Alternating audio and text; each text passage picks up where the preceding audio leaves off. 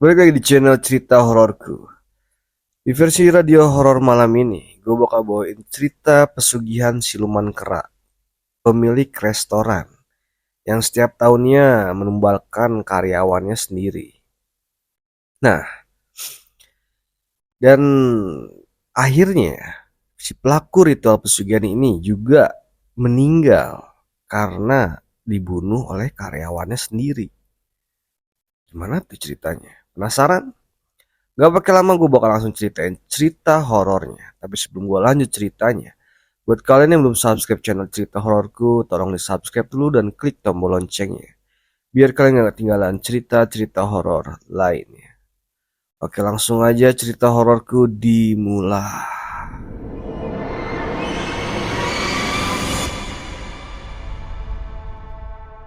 Sudah ketiga kalinya, kita sebut saja Aji mendatangi bagian kasir. Itu semua karena pegawai yang baru bekerja selama 2 minggu belum begitu menguasai mesin kasir. Dan dia tidak kuat terjebak di dalam kecanggungan akibat pelanggan di hadapannya menunggu dengan tatapan sinis. Jika sudah begitu, Aji melaksanakan tugasnya sebagai seorang manajer yang baik di restoran itu, membantu bawahannya yang mengalami kesulitan. Aji harus mengerahkan semua tenaganya untuk memastikan semua karyawannya bekerja dengan baik.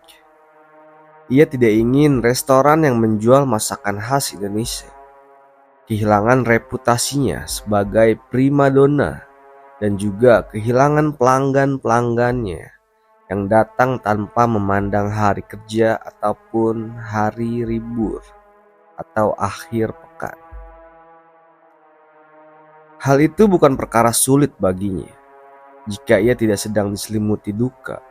Setiap menghampiri mesin kasir, Aji selalu mengingat kawannya yang bernama Rian. Rian adalah rekan kerja Aji.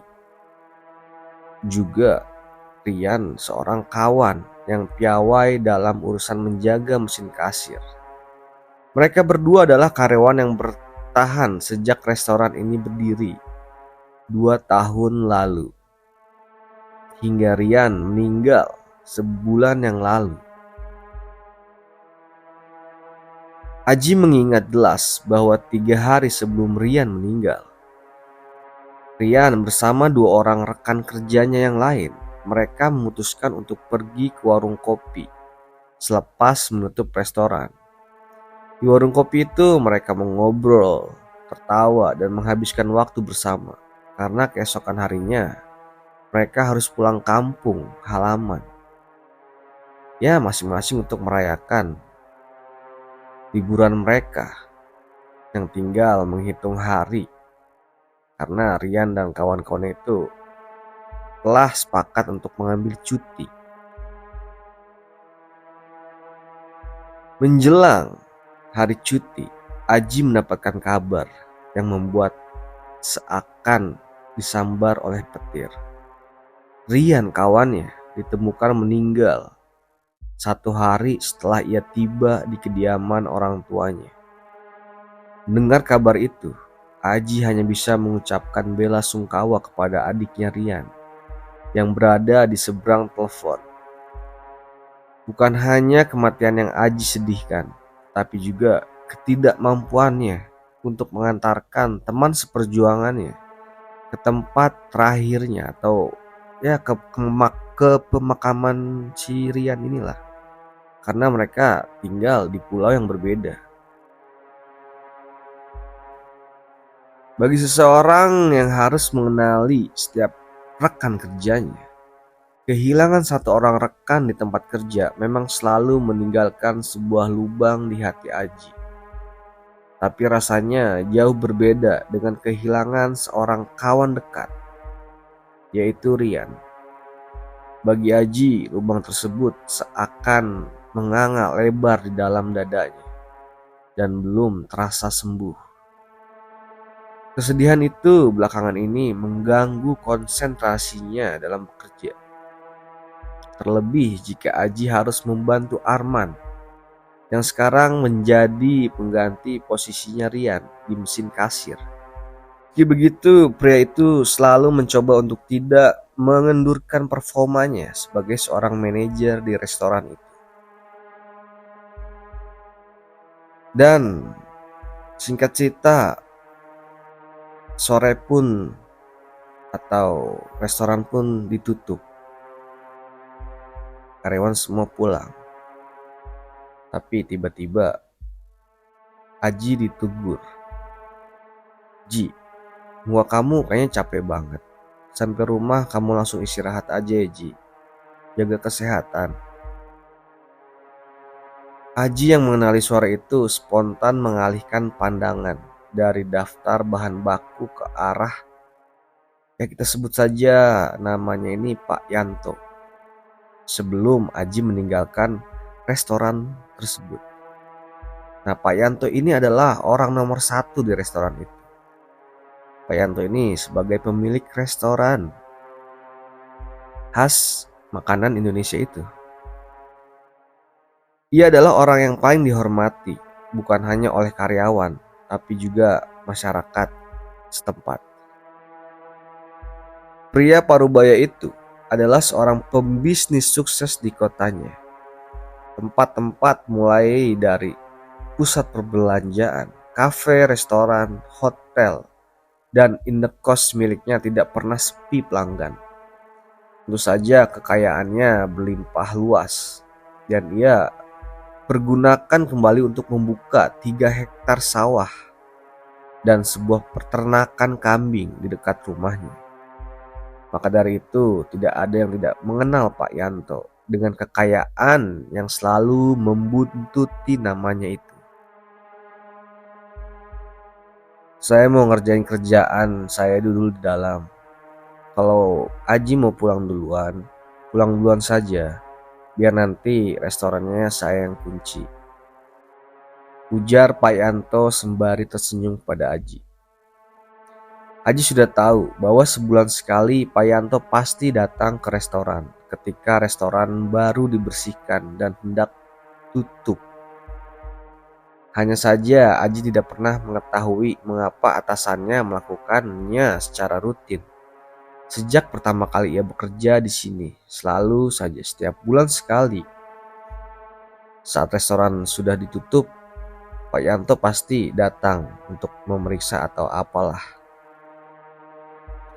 Alasan yang selalu diutarakan Pak Yanto adalah mengerjakan sebuah pekerjaan yang dilakukan di ruangan pribadinya yang ada di belakang restoran. Walau tidak suka mengurusi masalah orang lain, kedatangan Pak Yanto setiap sebulan sekali di waktu malam terkadang menimbulkan pertanyaan di kepalanya Aji. Mengapa hanya setiap Rabu malam ia bekerja di kantor, sedangkan hari-hari lainnya hanya datang di saat siang saja, dan itu juga gak lama. Ada sesuatu yang belum terjawab oleh Aji sampai saat itu. Ngomong-ngomong, gimana hari ini, Ji? Rame? Tanya Pak Yanto. Semua berjalan lancar Pak, terkecuali Apin yang masih beradaptasi sama pekerjaan barunya, jawab Aji dengan santun. Tidak apa-apa, namanya juga anak baru. Kamu pantau dan ajarin terus aja dia. Saya percaya kamu itu manajer yang baik dan berpengalaman, jawab Pak Yanto sambil tersenyum kembali. Ah, Bapak bisa aja, kan Bapak juga yang ngajarin saya, ujar Aji. Ah, kamu minta naik gaji ya, ucap Pak Yanto yang dilanjutkan tawa mereka berdua. Setelah percakapan antara atasan dengan bawahan itu, Pak Yanto pamit masuk dalam ruangannya dan Aji membereskan semua barangnya sebelum pulang. Ketika hendak menuju tempat parkir, Aji melihat bahwa kaca belakang Pak Yanto masih terbuka cukup lebar, kaca mobilnya nih ya. Sebagai karyawan yang baik, Aji memutuskan untuk meminjam kunci mobil Pak Yanto untuk menutup kaca mobil tersebut. Akhirnya si Aji balik lagi nih ke restoran dan dia mau ke ruang kerjanya milik Pak Yanto. Singkat cerita, sesampainya si Aji di depan ruang kerja milik Pak Yanto yang terletak di sebelah gudang penyimpanan bahan baku. Sampai di depan pintu, Aji mencoba untuk mengetuk pintu ruang kerja Pak Yanto. Sampai di depan pintu ruangan Pak Yanto, Aji mencoba untuk mengetuk pintu ruang kerjanya Pak Yanto itu. Namun tidak terdengar jawaban dari dalam. Lalu Aji mencoba untuk masuk dengan pikiran yang mungkin Pak Yanto sedang menggunakan headset di kupingnya untuk keperluan kerjanya sehingga tidak mendengar ketukan pintu dari luar. Di dalam ruangan tidak ada siapa-siapa. Meski begitu, Aji terdiam sejenak untuk memperhatikan ruang kerja Pak Yanto. Ruangan tersebut sebelumnya tidak pernah dimasuki oleh siapapun, termasuk karyawan yang bertugas membersihkan restoran. Bagi karyawan, ruangan tersebut amatlah misterius dan mendatangkan pertanyaan-pertanyaan tentang apa yang ada di dalamnya. Kini Aji adalah satu-satunya orang yang bisa masuk ke dalam ruangan Pak Yanto. Di dalamnya terdapat sofa, kursi, meja yang dilengkapi AC, dispenser, dan TV. Semua barang tersebut terlihat normal kecuali sesuatu yang berada di pojokan ruangan. Setelah menghampirinya, Aji menemukan semangkuk bunga berbagai macam jenis dengan harum yang begitu menyengat. Dan di sampingnya terdapat kemenyan yang ditaruh di sebuah wadah khusus dan 2 batang lilin berwarna merah. Rasa heran semakin menjadi-jadi ketika Aji menemukan foto temannya Rian ada di antara barang-barang tersebut. Foto itu adalah foto yang Rian gunakan untuk melamar pekerjaan di restoran ini. Melihat keterkaitan antara benda-benda tersebut, Aji yakin bahwa Pak Yanto sudah melakukan ritual pesugihan. Saat Aji sedang melihat-lihat barang-barang aneh tersebut, tiba-tiba, "Aji, kamu ngapain di sini? Sudah saya bilang tidak ada yang boleh masuk ke ruangan saya," ujar Pak Yanto dengan nada tinggi. "Bapak bisa jelaskan apa ini semua, Pak?" jawab Aji. Karena tertangkap basah dan tidak memiliki peluang untuk mengelak, Pak Yanto mencoba untuk berterus terang kepada karyawan kesayangannya itu. Jadi ternyata si Aji ini karyawan kesayangannya Pak Yanto nih. "Iya, baik. Iya, selama ini saya melakukan pesugihan.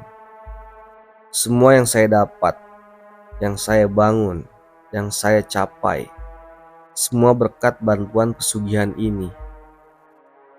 Aji, saya mohon untuk menjadikan ini sebagai rahasia kita berdua. Saya janji akan memberikan apapun yang kamu mau," ujar Pak Yanto mencoba untuk membujuk Aji. "Bapak sudah kaya raya, mengapa masih melakukan ini, Pak?" tanya Aji. "Saya memiliki anak dan istri yang harus saya beri penghidupan, Aji.